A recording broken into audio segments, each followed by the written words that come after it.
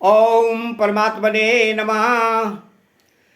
प्रकृतिम स्वामवष्टभ्य विसृजामि पुनः पुनः भूतग्राममिमं कृत्स्नमवसं प्रकृतेर्वसात्। अर्थात भूतग्राममिमं कृत्स्नमवसं प्रकृतेर्वसात्। यहाँ प्रकृति शब्द व्यष्टि प्रकृति का वाचक है। महाप्रलय के समय सभी प्राणी अपनी व्यष्टि प्रकृति कारण शरीर में लीन हो जाते हैं। व्यष्टि प्रकृति समष्टि प्रकृति में लीन होती है और समष्टि प्रकृति परमात्मा में लीन हो जाती है। परंतु जब महासर्ग का समय आता है तब जीवों के कर्म फल देने के लिए उन्मुख हो जाते हैं। उस उन्मुखता के कारण भगवान में बहुश्याम प्रजा यह संकल्प होता है। जैसे समष्टि प्रकृति में क्षोभ हलचल पैदा हो जाता है।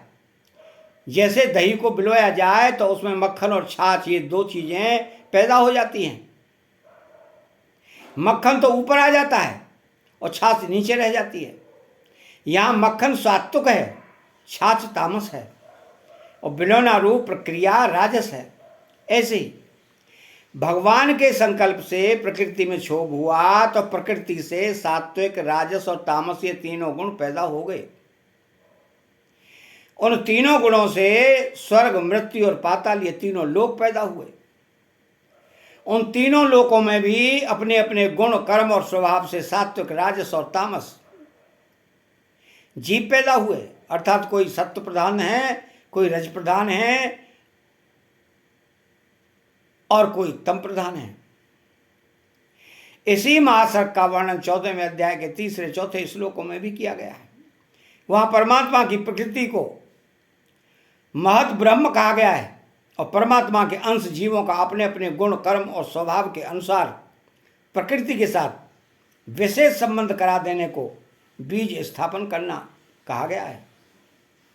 तो ये जीव महाप्रलय के समय प्रकृति में लीन हुए थे तो तत्वतः प्रकृति का कार्य प्रकृति में लीन हुआ था और परमात्मा का अंश चेतन समुदाय परमात्मा में लीन हुआ था। परंतु अचेतन समुदाय अपने गुणों और कर्मों के संस्कारों को साथ लेकर ही परमात्मा में लीन हुआ था। इसलिए परमात्मा में लीन होने पर भी वह मुक्त नहीं हुआ। अतः वह लीन होने से पहले गुणों का त्याग कर देता तो परमात्मा में लीन होने पर सदा के लिए मुक्त हो जाता, जन्म मरण रूप बंधन से छूट जाता। उन गुणों का त्याग न करने से ही उसका महासर्ग के आदि में अलग अलग योनियों के शरीरों के साथ संबंध हो जाता है। अर्थात अलग अलग योनियों में जन्म हो जाता है। अलग अलग योनियों में जन्म होने में इस चेतन समुदाय की व्यष्टि प्रकृति अर्थात गुण कर्म आदि से माने हुए स्वभाव की परवस्था ही कारण है।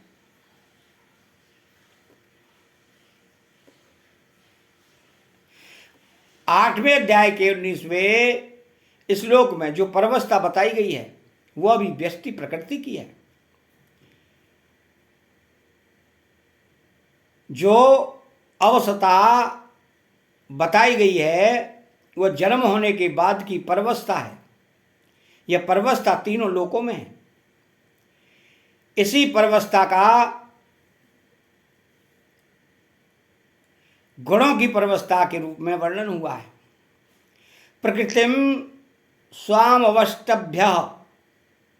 प्रकृति परमात्मा की एक अनिर्वचनीय अलौकिक विलक्षण शक्ति है।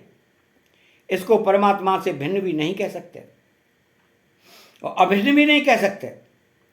तो ऐसी अपनी प्रकृति को स्वीकार करके परमात्मा महासर्ग के आरंभ में प्रकृति के परवश हुए जीवों की रचना करते हैं।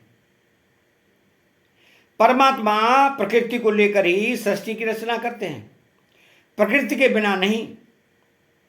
कारण की सृष्टि में जो परिवर्तन होता है, उत्पत्ति विनाश होता है, वह सब प्रकृति में ही होता है, भगवान में नहीं।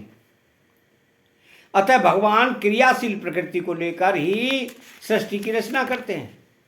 इसमें भगवान की कोई असमर्थता, पराधीनता, अभाव, कमजोरी आदि नहीं है। तो जैसे मनुष्य के द्वारा विभिन्न कार्य होते हैं तो ये विभिन्न करण, उपकरण, इंद्रियों और वृत्तियों से होते हैं, पर यह मनुष्य की कमजोरी नहीं है, प्रत्युत यह उसका इस करण, उपकरण आदि पर आधिपत्य है, जिससे वह इनके द्वारा कर्म करा देता है। हाँ, मनुष्य में कमी है कि वह उन कर्मों को अपना और अपने लिए मान लेता है, जिससे वह लिप्त हो जाता है, अर्थात अधिपति होता हुआ भी गुलाम हो जाता है। ऐसे ही भगवान की सृष्टि रचना करते हैं तो उनका प्रकृति पर आधिपत्य ही सिद्ध होता है, पर आधिपत्य होने पर भी भगवान में लिप्तता आदि नहीं होती।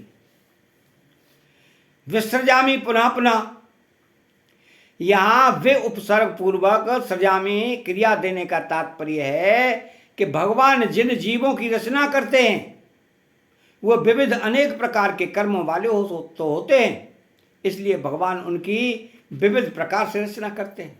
अर्थात स्थावर, जंगम, स्थूल, सूक्ष्म आदि भौतिक शरीरों में भी कई पृथ्वी प्रधान, कई तेज प्रधान, कई वायु प्रधान आदि अनेक प्रकार के शरीर होते हैं। उन सब की भगवान रचना करते हैं। यहाँ यह बात समझने की है कि भगवान उन्हीं जीवों की रचना करते हैं जो व्यष्टि प्रकृति के साथ मैं और मेरा करके प्रकृति के वश में हो गए हैं। व्यष्टि प्रकृति के परवश होने पर भी जीव समष्टि प्रकृति के परवश होता है। प्रकृति के परवश न होने से महासर्ग में उसका जन्म नहीं होता। अतः चैनल को सब्सक्राइब करें, बेल आइकन घंटी को दबाएं और कमेंट बॉक्स में जय श्री कृष्णा लिखें। बोलो जय श्री कृष्णा।